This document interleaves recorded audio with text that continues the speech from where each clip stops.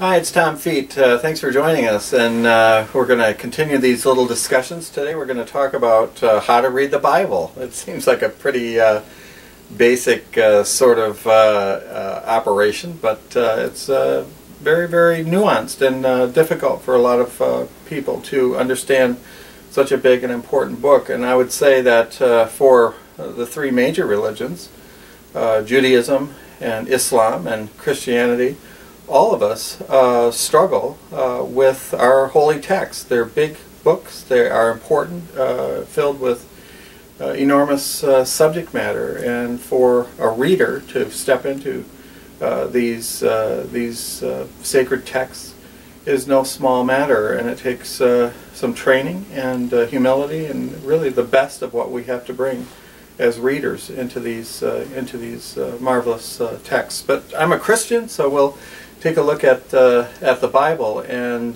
try to figure out some reading rules on how we can enter into the text of the Bible. It's been commonly understood for a long time, and I would say across many denominational borders, that really what's at stake in reading the Bible is being involved in a kind of balancing act, or trying to put various passages in the Bible on a scale, and then weighing them out to see if how the scriptures feel about a certain topic. So, for instance, if you wanted to look into the matter of church and state, for instance, there are many passages in the Bible where one can lift from the text a teaching or a story having to do with that subject. And what's been commonly done over the ages is then weighing the scriptures. So, for instance, this particular scripture over here, St. Paul will tell us to respect the government. You have other texts that would say no, the overthrow of certain governments is required. The story of Moses, for instance, would certainly fall under that category. And then as we read the Bible, we start to get a composite picture of what the Bible teaches on a certain subject. We know at this stage, for instance, that one of the real hot topics has to do with homosexuality. So we will go back, some readers of Scripture will go back to the book of Leviticus. That seems to be a favorite, or way back into the book of Genesis, and pull out texts that will speak to that topic, or so they think. And then there's this weighing process, and then a judgment is rendered in terms of what does the Bible say, or how does it speak, or how does it judge on different matters of importance. And so we find people who will proof text, for instance, and everyone's got favorite passages where they lift from Scripture to bolster their argument for or against a certain topic. We see that happening all the time.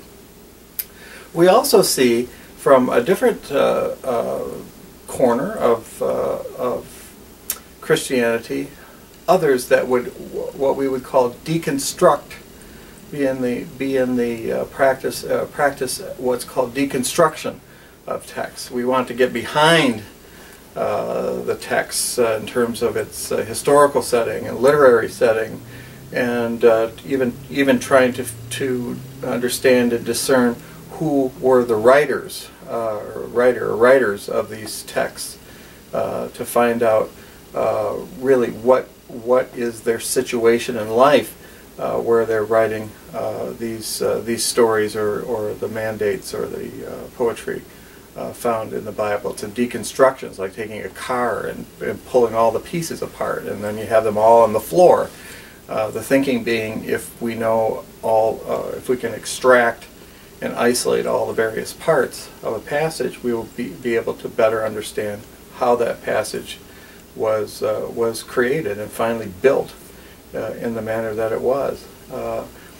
And then there's really a third way of looking at these texts. There are many ways of doing it, of course, but the third, I think, and major way of doing it has to do with what we call a Christocentric hermeneutic. In other words, a way of reading the Bible through the lens of the life and teaching of Jesus Christ. What people who espouse that hermeneutic or that way of reading the text will say this. First of all, it's very important to keep these stories whole.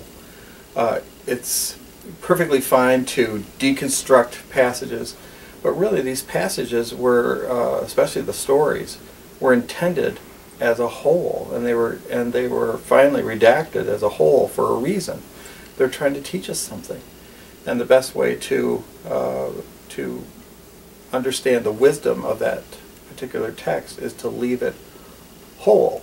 And so there are various ways of speaking about these texts, as far as like a diachronic approach to reading the Bible, which is the tearing it down into its smallest units. And then there is the synchronic method, the method that I'm espousing today, and that is keeping these stories whole, keeping them whole. So then the question is, okay, we've got these stories that are whole.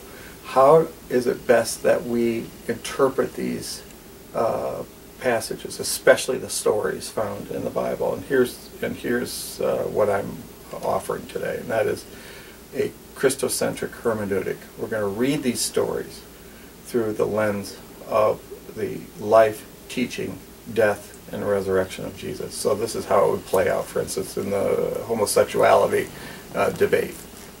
The people that would be proof texting would be doing the weighing of Scripture, as I had mentioned before. So they're going to put Scripture on a scale, for and against. And they'll go to Genesis and Leviticus and various other places in the Old Testament. They'll go to St. Paul, especially the passage in Romans having to do with proper relationships with same sex and opposite sex and so on. And then they would weigh these passages on a scale. A Christocentric hermeneutic, on the other hand, would ask the question, what does Jesus teach on this issue first? And if Jesus is silent on the issue, then it's best to keep the rest of the Bible with a grain of salt. In other words, a Christocentric hermeneutic will say that there is a kind of pecking order of importance in the Bible. Some people would very vehemently disagree with this, where they would say the book of Leviticus is every bit as important as the Sermon on the Mount. A Christocentric hermeneutic, a Christocentric reading of the Scripture would say no, that the words of Jesus are at the epicenter of the mind and heart of God Himself. And other passages found in the Bible, other books in the Bible, would have a secondary importance to the words of Jesus, the actions of Jesus, especially as it relates to His death on a cross and resurrection and His direct teaching to His disciples. That's the core. The rest we take with a bit of salt, or we try to interpret those passages in the light of the good news of Jesus Christ, His life and teaching. So that's one way of framing this up. This is a very deep and very important topic, but I think this is what I'd like to offer is a little gentle introduction to this topic, and I hope you found it interesting. Good luck with sacred texts, no matter where you hail from, no matter what religion you and faith stance you follow.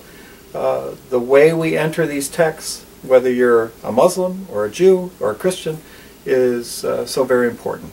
God bless you.